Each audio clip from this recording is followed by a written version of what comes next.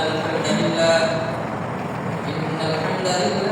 نحمده ونستعينه ونستغفره ونؤمن به ونتوكل عليه ونعوذ بالله من شرور أنفسنا ومن سيئات أعمالنا من يهده الله فلا مضل له ومن يضلل فلا هادي له وأشهد أن محمدا عبده ورسوله أما بعد فإن خير الحديث كتاب الله وخير الهدي هدي محمد صلى الله عليه وسلم وشر الأمور محدثاتها وكل محدثة بدعة وكل بدعة ضلالة وكل ضلالة في النار فأعوذ بالله من الشيطان الرجيم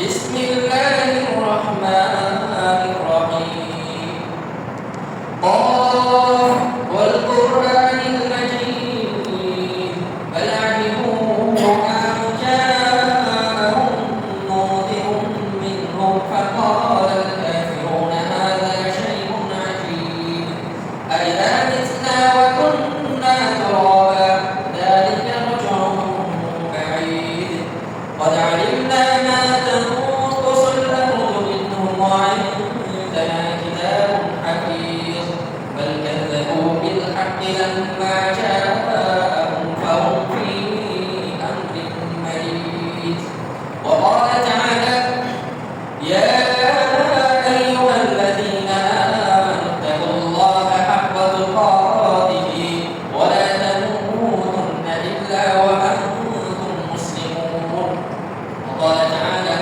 يا أيها الذين آمنوا اتقوا الله وقولوا قولا سديدا يصلح لكم أعمالكم ويغفر لكم ذنوبكم ومن يطع الله ورسوله فقد فاز فوزا عظيما وقال تعالى ربنا هب لنا من أزواجنا وذرياتنا قرة أعين واجعلنا للمتقين إماما إلى آخر الآية সংক্ষিপ্ত ধান ঘোষণার পর আজকে এই পবিত্র জুমার দিন সাপ্তাহিক ঈদের দিন আজকে যে মহান আল্লাহ রাব্বুল আলামিন আমাদেরকে তার ঘরে তার নিয়ামতপূর্ণ ঘরে এসে কিছু কথা বলার এবং শোনার তৌফিক তিনি দিয়েছেন যে আল্লাহ সুবহানাহু ওয়া তাআলা সেই মহান রবের দরবারে শুকরিয়া আদায় করছি আলহামদুলিল্লাহ দরুদ ও সালাম বর্ষিত হোক বিশ্ব মানবতার দিশারি যিনি মাটির তৈরি নূরের নয় যার অক্লান্ত পরিশ্রমের মাধ্যমে আজকে আমরা এই সুন্দর ইসলাম পেয়েছি যার আদর্শ থেকে আমরা শিখতে পেরেছি অনেক কিছুই যেমন যার আদর্শ থেকে আমরা শিখতে পেরেছি একজন পিতামাতা তার সন্তানের উপর কি দায়িত্ব রয়েছে একজন সন্তান তার পিতামাতার উপর কি কর্তব্য রয়েছে এই বিষয়গুলো যার মাধ্যমে আমরা জানতে পেরেছি সেই মহামানবের প্রতি সকলে একবার দরুদ পাঠ করে আল্লাহুম্মা সাল্লি আলাইহি আল্লাহুম্মা বারিক আলাইহি উপস্থিতি আমি দোয়া করি আজকে আমরা দুনিয়ার নানা কাজ কর্ম ফেলে এসে আল্লাহ সুবহানাহু ওয়া তাআলার ঘরে এসে উপস্থিত হয়েছি এই উপস্থিত হওয়াটাকে উসিলা করে যেন কিয়ামতের দিন আল্লাহ সুবহানাহু ওয়া তাআলা আমাদেরকে জান্নাতুল ফেরদাউস দান করেন আজকে সংক্ষিপ্তভাবে আমার খুতবার বিষয় হচ্ছে বর্তমান প্রেক্ষাপটে সন্তান প্রতিপালনে পিতামাতার ভূমিকা সন্তান প্রতিপালনে পিতামাতার কর্তব্য ও দায়িত্ব এই বিষয়টি নিয়ে কোরআন ও সহিহ সুন্নাহ থেকে কিছু কথা বলার চেষ্টা করব ওয়া মা তাওফীকি ইল্লা বিল্লাহ আলাইহি তাওয়াক্কালতু ওয়া ইলাইহি উনীব রব্বি জিদনি ইলমা রব্বি জিদনি ইলমা রব্বি ইশরাহ লি সাদরি ওয়া ইয়াসসির লি আমরি ওয়াহলুল 'উকদাতাম মিন লিসানি ইয়াফকাহু কওলি বর্তমান প্রেক্ষাপটে প্রযুক্তির প্রসার নৈতিক অবক্ষয় ও সাংস্কৃতিক আগ্রাসনের ফলে সন্তানকে সঠিকভাবে লালন পালন করা সন্তানকে সঠিক পথে পরিচালিত করা একটি চ্যালেঞ্জিং বিষয় হয়ে দাঁড়িয়েছে এজন্য আমি আজকে আমার খুতবার বিষয়টা বেছে নিয়েছি যে একজন পিতামাতা কিভাবে তার সন্তানকে লালন পালন করবে। বর্তমানে দেখা হাজারো ছেলে মেয়ে তারা বিভিন্ন অপরাধের সাথে, বিভিন্ন পাপাচারে, বিভিন্ন অন্যায় কাজে, বিভিন্ন চুরির কাজে তারা লিপ্ত আছে, তারা জড়িত আছে। এর অন্যতম একটি কারণ দেখা যায়, এর অন্যতম একটি কারণ হচ্ছে ওই সন্তানটিকে তার পিতামাতা সঠিকভাবে লালন পালন করেনি। এটা তার অন্যতম একটি কারণ। এজন্য সন্তান শুধু জন্ম দিয়েই তার দায়িত্ব শেষ নয়, জন্ম দেওয়ার পর সে কিভাবে বড় হবে, ছোট থেকে আস্তে আস্তে কিভাবে লালিত পালিত হবে, সেটা একজন পিতামাতার দায়িত্ব ও কর্তব্য। এজন্য বিবাহের আগে আপনার সন্তানকে যদি উত্তম আদর্শে গড়ে তুলতে চান, আপনি একজন আদর্শ মা খুঁজবেন। সন্তান যদি ভালো করতে চান যদি সন্তানকে, তাহলে বিবাহের আগে আপনাকে আমি বলবো একজন আদর্শ মা স্ত্রী খুঁজুন। এটা খুব গুরুত্বপূর্ণ। রাসূল সাল্লাল্লাহু আলাইহি ওয়াসাল্লাম বলেছেন, তুনকাহুল মারআতু লিআরবা'ইন, একজন মহিলাকে চারটি বিষয় দেখে, চারটা জিনিস দেখে একজন মহিলাকে বিবাহ করা হয়। এক নম্বর হচ্ছে লিমালিহা, তার ধন সম্পদ, তার অর্থ সম্পদ দেখে একজন নারীকে বিবাহ করা হয়। ওলি হাসানিহা, ওই নারীর যে বংশমর্যাদা আছে, ওই বংশমর্যাদা দেখে একজন নারীকে বিবাহ করা হয়। ওলি জামালিহা, একজন নারীর সৌন্দর্য দেখে তাকে বিবাহ করা হয়। তারপর ওলি দীনিহা, তার দ্বীন ধর্ম দেখে তাকে বিবাহ করা হয়। আল্লাহ রাসূল সাল্লাল্লাহু আলাইহি ওয়াসাল্লাম বলেন যে এই চারটি বিষয়ের মধ্যে সবচাইতে আগে প্রাধান্য দিবে, সবচাইতে গুরুত্বপূর্ণ বিষয় হচ্ছে ওই নারীর যে দ্বীনদারিত্ব আছে, দ্বীনদারি আছে, ওই দ্বীনদারিকে আপনি প্রাধান্য দিবেন। এটা মুহাম্মদ সাল্লাল্লাহু আলাইহি ওয়াসাল্লাম বলেছেন। সাথে সাথে একজন ভালো স্ত্রী পাওয়া এতটাও সোজা নয়, একজন দ্বীনদার স্ত্রী পাওয়া এতটাও সহজ নয়। এজন্য আল্লাহ সুবহানাহু ওয়া তাআলার কাছে দোয়া করতে হবে। এই দোয়াটা আল্লাহ সুবহানাহু ওয়া তাআলা আমাদেরকে শিখিয়ে দিয়েছেন। আল্লাহ সুবহানাহু ওয়া তাআলা বলেন, রব্বানা হাব লানা মিন আজওয়াজিনা ওয়া যুররিয়াতিনা কুররাতা আ'ইউনিন ওয়াজআলনা লিল মুত্তাকিনা ইমামা। আল্লাহ সুবহানাহু ওয়া তাআলা আমাদেরকে কিভাবে সৎ সন্তান, সৎ স্ত্রী আল্লাহ সুবহানাহু ওয়া তাআলার কাছে চাইবো, এই দোয়াটা আল্লাহ সুবহানাহু ওয়া তাআলা আমাদেরকে শিখিয়ে দিয়েছেন যে হে আল্লাহ, রব্বানা হাব লানা মিন আজওয়াজিনা ওয়া যুররিয়াতিনা, আমাদেরকে এমন স্ত্রী দান করুন, এমন সৎ সন্তান দান করুন, কুররাতা আ'ইউন, যাদেরকে দেখলে আমার চোখ প্রশান্তি পাবে, যাদেরকে দেখলে আমার মন প্রশান্ত হবে, আমার চোখ শান্তি পাবে। অর্থাৎ এমন সন্তান দান করুন যেই সন্তান এমন ন্যায়পরায়ণ হবে, এমন সৎকর্মশীল হবে, ওই সৎকর্মশীল দেখে, সত্যবাদিতা দেখে আমার চোখ হৃদয় শীতল হয়ে যাবে, এমন স্ত্রী সন্তান আমাদেরকে দান করুন। এভাবে যখন আল্লাহ সুবহানাহু ওয়া তাআলার কাছে দোয়া করবেন, সাথে সাথে ইব্রাহিম আলাইহিস সালাম যে দোয়াটা করেছেন সৎ সন্তানের জন্য, সেটাও বলতে পারেন যে রব্বি হাবলি মিনাস সালিহিন। হে আল্লাহ, ইব্রাহিম আলাইহিস সালাম দোয়া করেছেন যে হে আল্লাহ, আপনি আমাকে সৎ সন্তান দান করুন। এইভাবে আল্লাহ সুবহানাহু ওয়া তাআলার কাছে দোয়া করতে হবে। কেননা আপনার স্ত্রী যদি ভালো না হয়, তাহলে আপনার সন্তান কাকে দেখে বড় হবে, কার কাছ থেকে শিখবে আদব, কার কাছ থেকে শিখবে উত্তম আখলাক। বিশ্ববিখ্যাত আলেম হাসান বসরি রাহিমাহুল্লাহ তিনি বলছেন, আল ওয়ালাদু ইয়াতারাব্বা আলা উম্মাহু আলাইহি, তিনি বলছেন যে একজন সন্তান আল ওয়ালাদু ইয়াতারাব্বা আলা মা তারা উম্মুহু আলাইহি, একজন সন্তান সে ছোট থেকে তার মা যা করে সেটাই সে দেখে। তার মা যেমন হয়, তার মা যেমন হবে, তার মা যেমন সৎকর্মশীল হবে, একজন সন্তান সেটা ছোটবেলা থেকে এটা দেখে দেখে শিখে।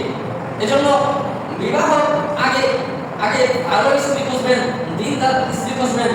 এটা সন্তান আদর্শবান হওয়ার জন্য একটা গুরুত্বপূর্ণ ভূমিকা রাখবে। যখন আপনার সন্তান হয়ে যাবে, সেটা ছেলে বা মেয়ে, আপনার সন্তান যখন হয়ে যাবে, বিবাহের পর যখন আপনার সন্তান হয়ে যাবে, সেটা হোক বা ছেলে বা মেয়ে, আপনি আল্লাহ সুবহানাহু ওয়া তাআলার প্রতি শুকরিয়া আদায় করবেন। অনেকে দেখা যায় মেয়ে সন্তান জন্মগ্রহণ করার পর তাদের মুখ কালো হয়ে যায়, তারা বেজার হয়ে যায়, তারা খুশি হয়ে যায়, আল্লাহ সুবহানাহু ওয়া তাআলার প্রতি তারা অভিযোগ পেশ করে বিভিন্নভাবে। আল্লাহ সুবহানাহু ওয়া তাআলা বলছেন যে সন্তান ছেলে হোক বা মেয়ে হোক, কে তোমার উপকার করবে বেশি সেটা তোমরা কেউ জানো না। তোমরা উপকার কে করতে পারবে সেটা তোমরা কেউ জানো না। আবাউকুম ওয়া আবনাউকুম লা তাদরুন আইয়ুহুম আকরাবু লাকুম নাফআন, তোমাদের পিতাদের মধ্যে তোমাদের সন্তানদের মধ্যে কে তোমার উপকারে আসবে কখন সেটা তোমরা কেউ জানো না। জাহিলি যুগে যখন একজন স্ত্রী সন্তান একজন নারী যখন জন্মগ্রহণ করত, আল্লাহ সুবহানাহু ওয়া তাআলা বলেন ওয়া ইযা বুশিরা আহাদুহুম বিল উনসা যাল্লা ওয়াজহুহু মুসওয়াদ্দান ওয়া হুয়া কাযীব। একজন স্ত্রী যখন একজন কন্যা শিশু যখন জন্মগ্রহণ করত তখন জাহিলি যুগে তাদের পিতাদের মুখ কালো হয়ে যেত। তারা চিন্তা করতো আইয়ুমসিকুহু আলা হুনি মান ইয়াদুসুহু ফিত-তুরাব, এই স্ত্রী সন্তানকে সে কি মাটির নিচে পুঁতে ফেলবে নাকি এই লাঞ্ছনা ভর্ৎসনা দিয়ে বেঁচে থাকবে। যখন জাহিলি যুগে যখন নারী জন্মগ্রহণ করত তখন তাদেরকে ব্যয়প্রতিপন্ন করা হতো, তুচ্ছ তাচ্ছিল্য করা হতো। এই জন্যই আল্লাহ সুবহানাহু ওয়া তাআলা নারীকে অনেক সম্মান দিয়েছেন। তাই সন্তান যে হোক, নারী হোক বা পুরুষ, আপনি খুশি হবেন সন্তানের কানে আযান দিবেন, খুশি হবেন সন্তানের কানে আযান দিবেন। যখন 3-4 দিন পরিমাণিত হবে আপনি সন্তানকে তাহনিক করাবেন। তাহনিক মানে হচ্ছে আপনার এলাকার কোনো ভালো ইমাম বা হুজুর বা কোনো সৎ ব্যক্তির মুখে একটি খেজুর দিয়ে ওই খেজুরটা একটু চিবিয়ে খেজুরের অংশটা আপনার সন্তানের জিহ্বায় একটু বসে দিবেন, এটা হচ্ছে তাহনিক। এটা করা সুন্নাহ। এই বিষয়গুলো ছোটবেলা থেকেই করবেন। ছোট থেকে আপনার সন্তানকে সুন্দরভাবে লালন পালন করা শুরু করবেন।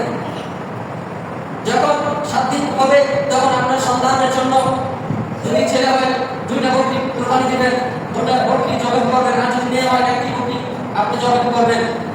এবং আপনার সন্তানের যে চুল আছে 7 দিনের দিন ওই চুলটা কেটে আপনি ওই চুলটা ওজন করে ওই পরিমাণ রূপ বা রূপের দাম আপনি যারা গরিব মিসকিন আছে তাদেরকে আপনি দান করবেন। এই সমস্ত বিষয়গুলো যদি আমরা ছোট থেকে খেয়াল করি সুন্দরভাবে আমাদের সন্তানগুলো বড় হবে, ইসলামিক মাইন্ডে লালিত পালিত হবে। আরেকটি গুরুত্বপূর্ণ বিষয় হচ্ছে যে 7 দিনের দিনে আপনারা আপনাদের সন্তানের জন্য একটি ভালো নাম রাখবেন।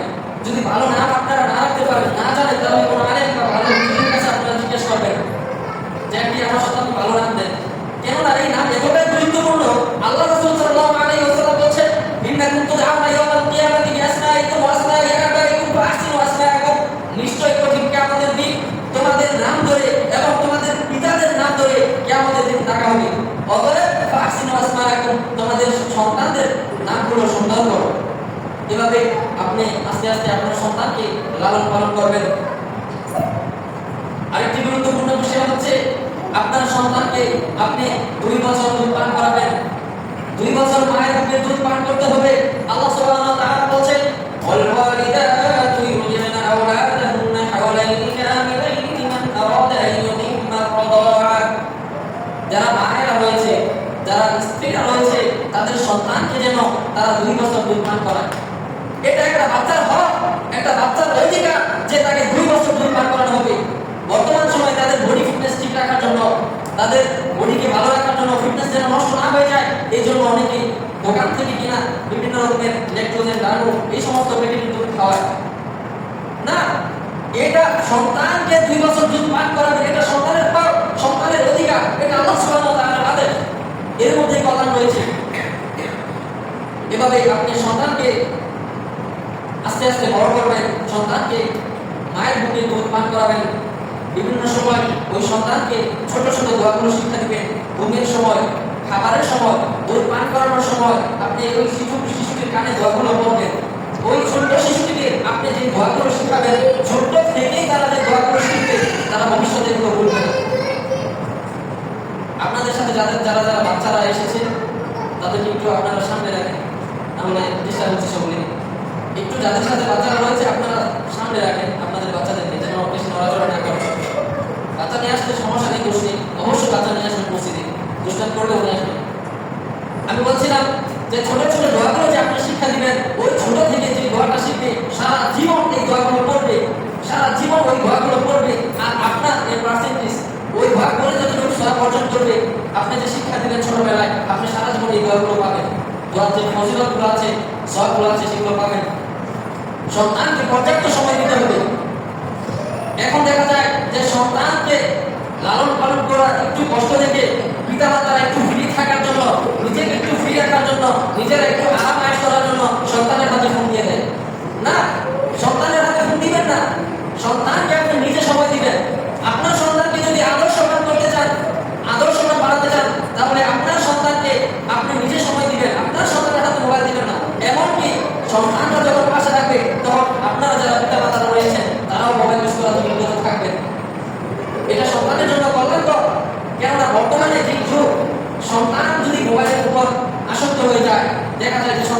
বিভিন্ন রকম ফোন কেনার জন্য পিতামাতাকে কষ্ট দেয়, আত্মহত্যা করে, পিতামাতাকে মারধর করে। নাউজুবিল্লাহ। এই জন্য সন্তানকে এই মোবাইল থেকে বিরত রাখতে হবে, মোবাইলকে নিষিদ্ধকরণ করতে হবে সন্তানের জন্য। এভাবে যখন আস্তে আস্তে আপনার সন্তান বড় হবে, যখন 7 বছরে উপনীত হবে, আপনার সন্তানকে আপনি নামাজ পড়ার জন্য আদেশ দিবেন, নামাজ পড়ার কথা বলবেন। আল্লাহ রাসূল সাল্লাল্লাহু আলাইহি ওয়াসাল্লাম বলেছেন, মুরু আওলাদাকুম বিস-সালাতি ওয়া হুম আবনাউ 7 সিনিন ওয়াদরিবু আলাইহিম ওয়া হুম আবনাউ 10 সিনিন। যখন তোমাদের সন্তান 7 বছরে উপনীত হবে, তখন তোমরা তোমাদের সন্তানদেরকে নামাজের জন্য আদেশ দাও। ওয়াদরিবু আলাইহা ওয়া হুম আবনাউ 10 সিনিন। যদি 10 বছরে উপনীত হয়, এই 3 বছর বলার পরেও, তাকে শিখাবার পরেও যদি 10 বছর বয়সে সে নামাজ আদায় না করে, সালাত আদায় না করে, তাহলে তাকে প্রহার করো। ওয়াফারিকু বাইনাহুম ফিল মাদাজি, এবং তাদের বিছানাগুলো আলাদা করে দাও। এটা আপনার দায়িত্ব, সন্তানের প্রতি আপনার কর্তব্য। প্রত্যেকটা মানুষের উপর সন্তানের প্রতি দায়িত্ব ও কর্তব্য রয়েছে। আল্লাহ রাসূল সাল্লাল্লাহু আলাইহি ওয়াসাল্লাম বলেছেন, আলা কুল্লুকুম রাঈন ওয়া কুল্লুকুম মাসউলুন আন রাইয়াতিহি। ওই জেনে রাখো, সাবধান হও, তোমরা প্রত্যেকটা মানুষই দায়িত্বশীল, আর প্রত্যেকটা মানুষকে তার দায়িত্ব সম্পর্কে জিজ্ঞাসা করা হবে। আর রাজুলুন রাঈন আলা আহলি বাইতিহি, একজন পুরুষ তার পরিবার সম্পর্কে তাকে জিজ্ঞাসা করা হবে। একজন পুরুষকে তার পরিবার সম্পর্কে জিজ্ঞাসা করা হবে। ওয়াল মারআতু আলা রাইয়াতিহি ওয়াল মারআতু আলা বাইতি বা'লিহা ওয়া ওয়ালাদিহি। একজন নারী তার সন্তান এবং তার স্বামীর ঘর সম্পর্কে জিজ্ঞাসা করা হবে। একজন স্ত্রীকে তার সন্তান সম্পর্কে জিজ্ঞাসা করা হবে যে তার সন্তানকে সে কিভাবে লালন পালন করেছে, সঠিকভাবে সে লালন পালন করেছে কিনা, অবশ্যই তাকে জিজ্ঞাসা করা হবে। এজন্যই আমরা আল্লাহ সুবহানাহু ওয়া তাআলা কর্তৃক যে দায়িত্বগুলো রয়েছে, এই দায়িত্বগুলো আমাদেরকে পালন করতে হবে। তাহলেই আমাদের সন্তানগুলো আদর্শবান হয়ে উঠবে। এরপর যে দায়িত্ব রয়েছে, গুরুত্বপূর্ণ একটি বিষয় আপনার সন্তানের জন্য, সেটি হচ্ছে আপনার সন্তানকে কোরআন শিক্ষা দিবেন। আপনার সন্তানকে কোরআন শিক্ষা দিবেন, এটা আপনার সন্তানের হক, এটা আপনার দায়িত্ব। সন্তানের উপর আপনার সন্তানকে কোরআন শিক্ষা দিবেন। কোরআনের যে ফজিলত, কোরআনের যে মর্যাদা, এটা আজকে না জানার কারণে আজকে আমরা সন্তানের প্রতি দেখে আমরা সন্তানকে স্কুলে পাঠাই, আর সারাদিন আমাদের সন্তানেরা কোচিংয়ে থাকে, একটার পর একটা ইংরেজি coaching, Bangla coaching, Bangla master, ইংরেজি মাস্টার আসতেই থাকে, সারাদিন সে সময় পায় না ওই জেনারেল শিক্ষার পিছনে ছুটে। হ্যাঁ, আপনি অবশ্যই বর্তমান যে শিক্ষা আছে আপনি অবশ্যই শিক্ষা দিবেন, কিন্তু তার আগে যদি কোরআনের যে লিস্ট, কোরআনের জ্ঞান যদি আপনি রোপণ করে দেন একজন সন্তানের মাথায়, তাহলে আপনার সন্তান ভবিষ্যতে বড় হয়ে খুন খারাপ করবে না, মদ জুয়া খাবে না, আপনার সন্তান মানুষের সম্পদ লুণ্ঠন করবে না।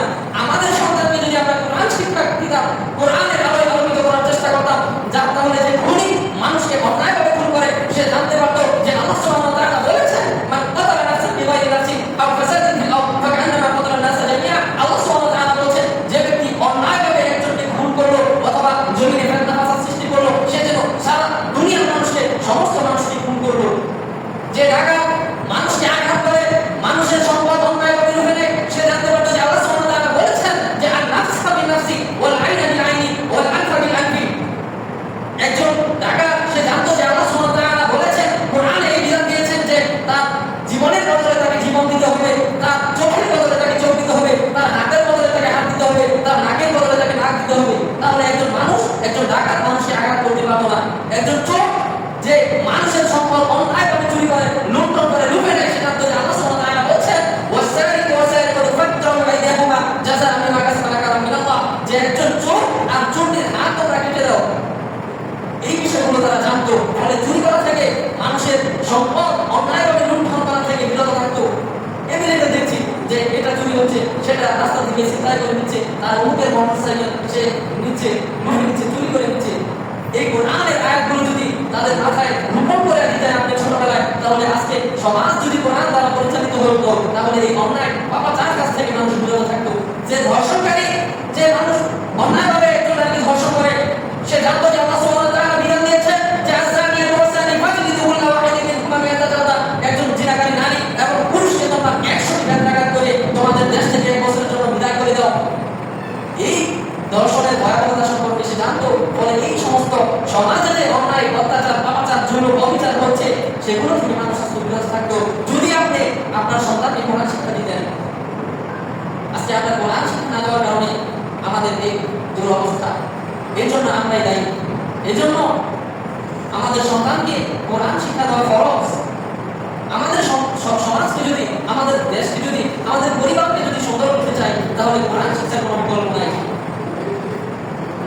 এই কোরআন শিক্ষা দুনিয়াতে যেমন আপনার উপকার হয়ে আনবে, দুনিয়াটা যেমন সুন্দর করে তুলবে, সমাজ যেভাবে সুন্দর করে তুলবে, আপনি যদি আপনার সন্তানকে কোরআন শিক্ষা দেন, হাদিস শিক্ষা দেন, তাহলে পরকালেও আপনার মুক্তির লাভ হবে, পরকালেও আপনি আপনার পরকালটা আপনি সুন্দর আলোকিত করতে পারবেন। আল্লাহ রাসূল সাল্লাল্লাহু আলাইহি ওয়াসাল্লাম বলেছেন, ইযা মাতাল ইনসান ইনকাতা আনহু আমালুহু, একজন মানুষ যখন মারা যায়, একজন ব্যক্তি যখন মারা যায়, তার সমস্ত আমল বন্ধ হয়ে যায়, ইল্লা সালাতা, তবে তিনটা আমল ব্যতীত, তিনটা পদ্ধতিতে, তিন ভাবে একজন মানুষ মরে যাওয়ার পরেও নেকি পায়, সওয়াব পেতে থাকে। সেই তিনজন ব্যক্তি হচ্ছে তারা যারা সাদাকাতুন জারিয়া, সদকায়ে জারিয়ার মাধ্যমে একজন ব্যক্তি কবরে থেকে সে সওয়াব পেতে থাকে। যেমন একটা মসজিদ যে বানালো, এই মসজিদে তা হচ্ছে সদকায়ে জারিয়া, যতদিন এই মসজিদে মানুষ নামাজ পড়তে থাকবে, পড়বে, আসবে, ইবাদত করবে, এর পার্সেন্টেজ সে কবরে থেকে পেতে থাকবে। আর ইলমি ইউরতাফাউ বিহি, এমন জ্ঞান আপনি দুনিয়াতে রেখে গেলেন, এমন বই পুস্তক রেখে গেলেন যেটা পড়ার মাধ্যমে মানুষ উপকৃত হবে। আর ওয়ালাদিন সালিহিন ইয়াদউ লাহু, এমন সন্তান আপনি দুনিয়াতে রেখে যান, এমন সন্তান আপনি দুনিয়াতে রেখে যান যে সন্তান আপনি মারা যাবার পর আপনার জন্য দোয়া করবে, আর আপনি কবরে থেকে এই সওয়াবগুলো পেতে থাকবেন। এটা হচ্ছে পরকালকে আলোকিত করার একটি মাধ্যম, যে একজন সৎ সন্তান আপনি দুনিয়াতে রেখে যান। এমনকি আল্লাহ সুবহানাহু ওয়া তাআলা বলেন সূরা ইয়াসিনের 12 নং আয়াতে, আল্লাহ সুবহানাহু ওয়া তাআলা বলেন, ইন্না নাহনু নুহয়িল মাউতা ওয়া নাকতুবু মা ক্বাদ্দামু ওয়া আসারুহুম ওয়া কুল্লা শাইইন আহসায়নাহু ফি ইমামিন মুবিন। আল্লাহ সুবহানাহু ওয়া তাআলা বলেন যে ইন্না নাহনু নুহয়িল মাউতা, নিশ্চয়ই আমরা যারা মৃত্যুবরণ করেছে তাদেরকে আবার জীবিত করব। আর ওয়া নাকতুবু মা ক্বাদ্দামু ওয়া আসারুহুম, আর আমরা লিখে রাখবো যে পরকালের জন্য যা পাঠিয়েছে সেটা লিখে রাখবো। আর দুনিয়াতে যা রেখে দিয়েছে ভালো সন্তান বা ভালো জিনিস, ওই জিনিসগুলো লিখে রাখবো। এর জন্য দুনিয়াতে ভালো একজন সন্তান রেখে যান। আপনি মারা যাওয়ার পর যেন সমাজের হুজুরকে রাখতে না হয়, আপনার সন্তান যেন আপনার জানাজা পড়ায়। আপনি সন্তানকে দুনিয়ার শিক্ষা দেন, বাধা দিন নাই, কিন্তু পরকালের শিক্ষাটা আপনার সন্তানকে ছোটবেলায় আপনি রোপণ করে দেন। এই জন্য দুনিয়াতেও আপনার লাভ, পরকালেও আপনার লাভ, পরকালেও আপনার মুক্তির উপায় হবে। তার পরবর্তী যে বিষয়টি আপনার সন্তানের উপর খেয়াল রাখবেন, সেটি হচ্ছে যে আপনার সন্তান কাদের সাথে চলাফেরা করে। আপনার সন্তান কোথায় থাকে, আপনার ছেলে বা মেয়ে রাতে কোথায় থাকে, কার সাথে থাকে, কার সাথে আড্ডা দেয়, কার সাথে চলাফেরা করে, এইটা দেখা আপনার উপর দায়িত্ব। সন্তানের প্রতি আপনি খেয়াল রাখবেন যে আপনার সন্তান কাদের সাথে চলাফেরা করে, উঠা বসা করে। এটা খুব গুরুত্বপূর্ণ যে আপনার সন্তান কাকে বন্ধু হিসাবে বানিয়েছে, বন্ধু হিসাবে গ্রহণ করেছে। আল্লাহ সুবহানাহু ওয়া তাআলা বলেন যে আতিল্লাহু ইয়াউমাইদিন বা'দুহুম লিবা'দিন আদুউন ইল্লাল মুত্তাকিন, সেই কঠিন কিয়ামতের দিন যারা নেককার ছিল, নেককার একে অপরের বন্ধু, তারা ব্যতীত, অর্থাৎ দুনিয়াতে যারা একে অপরকে আল্লাহ সুবহানাহু ওয়া তাআলার জন্য ভালোবেসেছে, আল্লাহ সুবহানাহু ওয়া তাআলার জন্য একসঙ্গে মসজিদে এসেছে, ভালো কাজগুলো সম্পাদন করেছে, দুনিয়াতে তারা ছাড়া যে বন্ধুগুলো আছে তারা সবাই কিয়ামতের দিন শত্রু হয়ে যাবে। শত্রু হয়ে আপনার উপর অভিযোগ করবে আপনার এই দুনিয়ার বন্ধু, যদি ওই বন্ধুত্বটা আল্লাহ সুবহানাহু ওয়া তাআলার জন্য না হয়। এজন্য আপনি কাকে বন্ধু হিসাবে গ্রহণ করবেন, এটা খুব গুরুত্বপূর্ণ। আর সেই কঠিন কিয়ামতের দিন একজন ব্যক্তি আফসোস করবে যে ইয়া লাইতানি লাম আত্তাখি ফুলানান খলিলা, হায় আফসোস যদি আমি অমুক খারাপ মানুষটাকে আমি দুনিয়াতে বন্ধু হিসাবে গ্রহণ না করতাম, তাহলে কতটা ভালো হতো। এটা মানুষ আফসোস করবে কিয়ামতের দিন। এজন্য আপনার ছেলে বা মেয়ে কার সাথে উঠা বসা করে, কার সাথে চলাফেরা করে, রাত্রে কোথায় যায়, কি করে, আপনি খেয়াল রাখবেন, জিজ্ঞাসাবাদ করবেন। পরবর্তী যে গুরুত্বপূর্ণ দায়িত্ব আপনার সন্তানের প্রতি আপনার, সেটি হচ্ছে আপনার সন্তান যখন বালেগ হবে, সন্তান যখন একটা সময় উপনীত হবে, উপযুক্ত সময় উপনীত হবে, বালেগ হবে, আপনার সন্তানকে আপনি বিবাহ দিবেন। আপনার সন্তানকে আপনি বিবাহ দিয়ে দিবেন। আপনি দরিদ্র আছেন, আল্লাহ সুবহানাহু ওয়া তাআলা তার নিজ অনুগ্রহে আপনাকে ধনী বানিয়ে দিবেন। এটা আল্লাহ সুবহানাহু ওয়া তাআলার ওয়াদা। আল্লাহ সুবহানাহু ওয়া তাআলা বলেন যে ওয়ায়াকিহুল আয়াতা মিনকুম ওয়াস-সালিহিনা মিন ইবাদিকুম ওয়া ইমানিকুম, তোমাদের মধ্যে যারা অবিবাহিত আছে তাদেরকে তোমরা বিবাহ দিয়ে দাও। ইয়াকুনু ফুকারা যারা অবিবাহিত আছে তাদেরকে তোমরা বিবাহ দিয়ে দাও।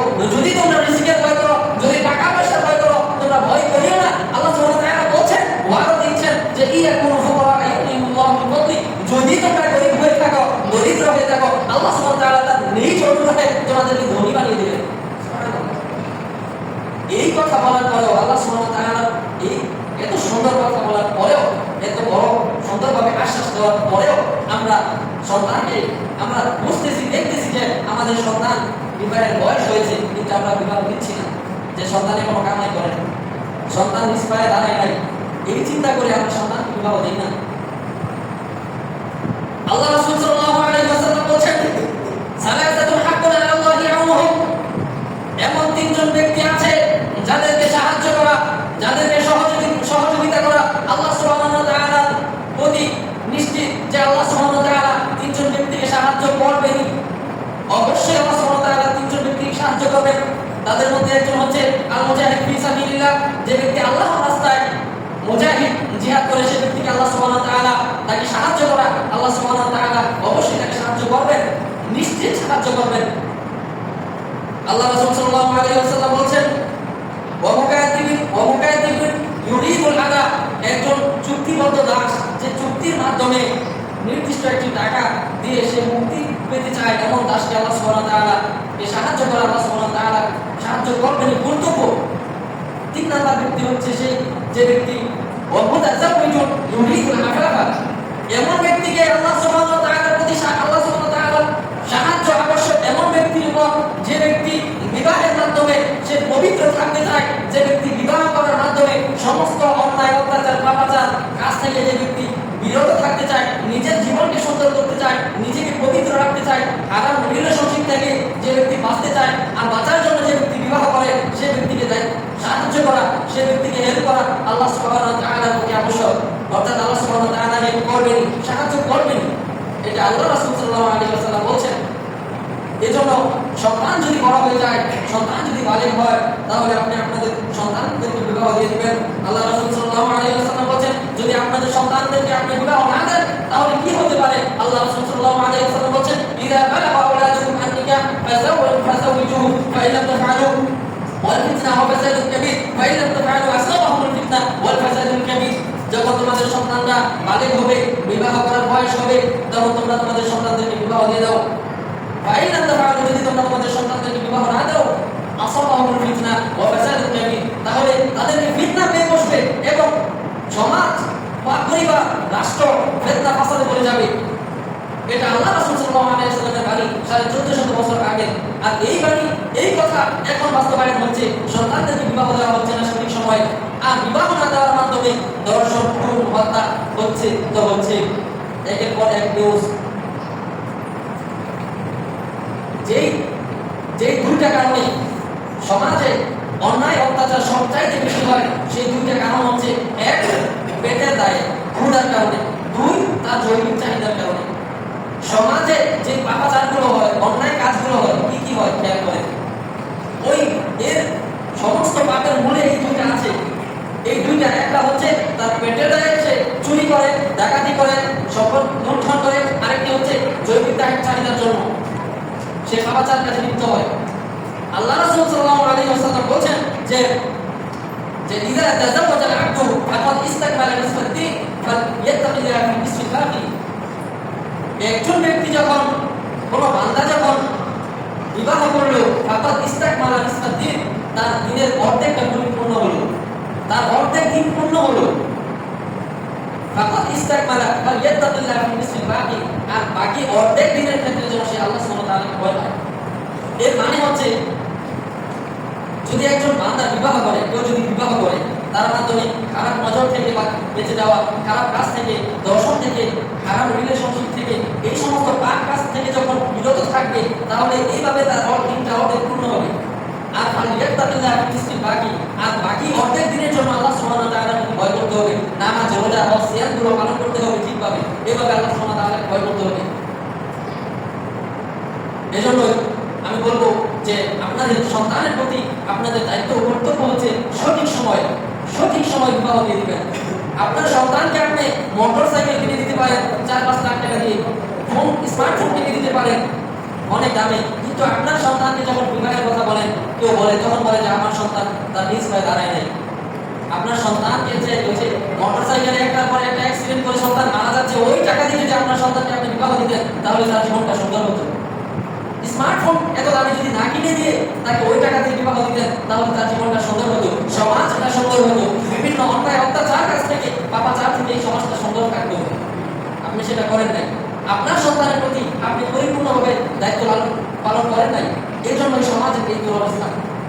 আমরা দোয়া করবো আমি যা শুনলাম, আমি যা বললাম এবং আপনারা যা শোনেন, আল্লাহ সুবহানাহু ওয়া তাআলা যেন এর প্রত্যেকটা দায়িত্ব আমাদেরকে পরিপূর্ণভাবে পালন করার তৌফিক দিন। আমিন।